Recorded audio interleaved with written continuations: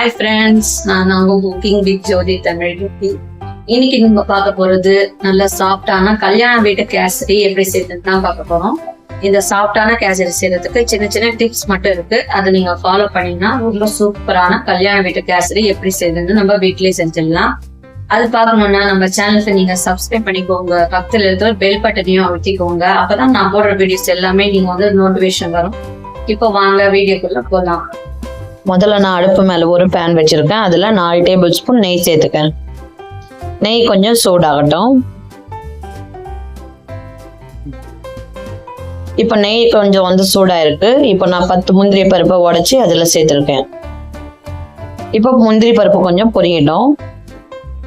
இப்போ முந்திரி பருப்பு பாதியாக வந்து பொரிஞ்ச உடனே நம்ம திராட்சையை சேர்த்துக்கலாம். இப்போ நம்ம திராட்சையும் சேர்த்துக்கலாம். இப்போ திராட்சையும் கொஞ்சம் பொரிஞ்சு நல்லா உப்பி வரட்டும். அதுக்கப்புறம் நம்ம எடுத்துக்கலாம். இப்போ திராட்சையும் நல்லா பொரிஞ்சாச்சு. இப்போ ஒரு தட்டுக்கு இது மாற்றிக்கலாம். இப்போ அதே நெய்யில் நம்ம ரவையை வறுத்துக்கலாம். நம்ம கேசரி செய்யும் போது முக்கியமானது கவனிக்க வேண்டியது என்னன்னா, ரொம்ப பெருசாக இருக்கிற ரவையை எடுத்துக்கூடாது. இந்த மாதிரி வந்து கொஞ்சம் மீடியமாக இருக்கிற ரவையை எடுத்துக்கோங்க. பாம்பே ரவை சொல்லுவாங்க, அது எடுத்துக்கோங்க. அது கரெக்டாக இருக்கும். இப்போ இதிலே ஒரு 2 நிமிஷத்துக்கு நம்ம மிதமான தீயில வந்து நல்லா வந்து வறுத்துக்கலாம். இப்படி நீங்கள் வறுக்கும் போது தான் கேசரி வந்து ரொம்ப நேரத்துக்கு நல்லா ஹார்டாக ஆகாமல் இருக்கும். ரொம்ப நேரத்துக்கு நல்லா சாஃப்டாகவே இருக்கும். இப்போ ஒரு 2 நிமிஷத்துக்கு மட்டும் இது நல்லா வாசனை வர்ற அளவுக்கு நம்ம வறுத்து எடுத்துக்கலாம். இப்போ ஒரு 2 நிமிஷம் நம்ம நல்லா வறுத்தாச்சு. உங்களுக்கு பார்த்தாலே தெரியும் நல்லா கலர் சேஞ்ச் ஆகிருக்குன்னு பாருங்க. இப்போ இதில் நம்ம அளவு தண்ணியை சேர்த்துக்கலாம். இப்போ அளவு தண்ணியை கொஞ்சம் கொஞ்சமாக சேர்த்து நல்லா கட்டிப்படாத மாதிரி நல்லா வந்து கலந்து விட்டுக்கோங்க. கொஞ்சம் கூட அங்கங்கே வந்து கட்டியாக இருக்கக்கூடாது. அந்த மாதிரி நீங்கள் கலந்து விட்டுக்கோங்க. இப்போ இந்த தண்ணியோட அளவு என்னன்னு பார்த்தீங்கன்னா, 1 கப் ரவைக்கு 3 கப் அளவுக்கு தண்ணியே எடுத்திருக்கேன். இந்த அளவு வந்து ரொம்பவே வந்து கரெக்டாக இருக்கும். நீங்கள் இந்த அளவில் வந்து செஞ்சு பாருங்கள். ரொம்ப பர்ஃபெக்டாக வந்து உங்களுக்கு கேசரி கிடைக்கும். நீங்கள் இதை விட கம்மியாக ஊற்றுனீங்கன்னா கூட அது ரொம்ப கேக் மாதிரி ஆகிடும். இதை விட தண்ணியாக இருந்தால் கூட அது கஞ்சி மாதிரி இருக்கும் பார்க்கறதுக்கு. அதனால் நீங்கள் இந்த அளவுக்கு தண்ணி சேர்த்துக்கோங்க, கரெக்டாக இருக்கும். இப்போ ஒரு 3/4 அளவுக்கு நல்லா வெந்து வந்திருக்குன்னு பாருங்கள். இப்போ உங்களுக்கு கலந்து விடும் போதே தெரியும், அது நல்லா வந்து சட்டியில் ஒட்டாமல் ரொம்ப நல்லா வந்திருக்குன்னு பாருங்கள்.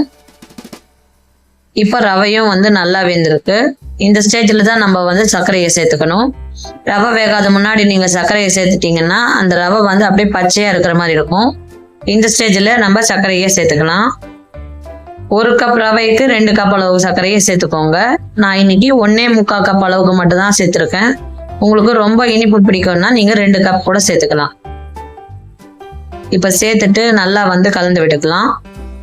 நம்ம சேர்த்துருக்க ரவையும் சர்க்கரையும் வந்து நல்லா வந்து ஒன்று சேர்ந்து வரணும். இப்போ சர்க்கரை பாருங்க நல்லா வந்து இலக்கம் கொடுத்து வந்திருக்குன்னு. இப்போ மறுபடியும் ஒரு 5 நிமிஷத்துக்கு நம்ம வந்து நல்லா வந்து கைவிடாமல் வந்து கலந்து விட்டுட்டே இருக்கலாம். இந்த ஸ்டேஜில் நான் ஆரஞ்சு ஃபுட் கலர் ஒரு பிஞ்ச் அளவுக்கு சேர்த்துருக்கேன்.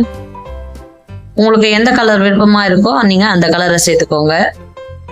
இப்போ சேர்த்துட்டு ஒரு வாட்டி நம்ம நல்லா வந்து கலந்து விடலாம். இப்போ பார்த்தீங்கனாலே உங்களுக்கு தெரியும் நல்லா வந்து கொதிச்சு வந்திருக்குன்னு பாருங்க. இந்த ஸ்டேஜில் நம்ம ஆயிலை வந்து சேர்த்துக்கலாம். நான் இன்னைக்கு வாசனை இல்லாத ரீஃபைண்ட் ஆயில் தான் வந்து சேர்த்துருக்கேன். அது ஒரு 5 டேபிள் ஸ்பூன் அளவுக்கு இருக்கும். உங்களுக்கு கப் மெஷர்மெண்ட்டில் சொல்லணும்னா 1/4 கப் அளவுக்கு இருக்கும். இப்போ நம்ம கொஞ்சம் கொஞ்சமாக சேர்த்து நம்ம நல்லா வந்து கலந்து விடலாம். இப்போ நம்ம சேர்த்த எண்ணெயோடவே வந்து அது நல்லா வந்து கொதிச்சு அது நல்லா இறுகி வரும். இப்போ பார்த்தீங்கன்னா நம்ம ஊதின எண்ணெய் வந்து கரெக்டாக இருக்குன்னு பாருங்க. இந்த ஸ்டேஜில் நம்ம வறுத்து வச்ச இந்த முந்திரியும் திராட்சையும் அதில் வந்து சேர்த்துக்கலாம். இது நல்லா ஆற இன்னமும் வந்து அந்த எண்ணெயிலே வந்து நல்லா இறுகி வரும். இப்போ நம்ம முந்திரியும் திராட்சையும் சேர்த்து ஒரு வாட்டி நல்லா வந்து கலந்து விட்டுக்கலாம். இப்போ நீங்கள் பார்க்கும்போதே தெரியும் எவ்வளோ சூப்பராக இருக்குன்னு. நம்ம கல்யாண வீட்டில் ஹோட்டல்ல எல்லாம் வந்து இந்த மாதிரி கேசரி தான் வந்து நம்ம சாப்பிடுவோம். இப்போ பாருங்க ரொம்ப சூப்பராக இருக்குன்னு பாருங்க. பார்க்கும்போதே நம்மளுக்கு சாப்பிடணும்னு தோணும். அந்த அளவுக்கு ரொம்ப சூப்பராக இருக்குன்னு பாருங்க. நீங்கள் இதை சூடாக சாப்பிட்டாலும் வந்து ரொம்பவே வந்து சூப்பராக இருக்கும். நீங்கள் இதை நல்லா ஆற வச்சா கூட வந்து ரொம்பவே வந்து டேஸ்டாக இருக்கும். நீங்கள் இப்போ அவ்வளவுதான், நம்ம கேசரி வந்து சூப்பராக ரெடி ஆயிடுச்சு. இப்போ நம்ம இதை வந்து சூடாக வந்து சர்வ் பண்ணலாம். இப்போ நீங்கள் பார்க்கும்போதே தெரிஞ்சு பாருங்கள் எவ்வளோ சாஃப்டாக இருக்குன்னு. பார்க்கும்போதே நம்மளுக்கு சாப்பிடணும்னு தோணும். நீங்கள் இதே அளவுகளோடு வந்து கேசரி வந்து செஞ்சு பாருங்கள். ரொம்பவே வந்து டேஸ்ட்டாகவும் ரொம்ப நேரத்துக்கு சாஃப்டாகவும் இருக்கும். இன்னைக்கு பார்த்த கேசரி வீடியோ உங்களுக்கு ரொம்பவே பிடிச்சிருக்கும்னு நினைக்கிறேன். பிடிச்சிருந்தா இந்த வீடியோக்கு லைக் கொடுங்க. குக்கிங் வித் ஜோதி தமிழை சப்ஸ்கிரைப் பண்ணிக்கோங்க. இன்னொரு நல்ல டிஷ்ல சந்திக்கலாம். தேங்க்யூ, பாய்.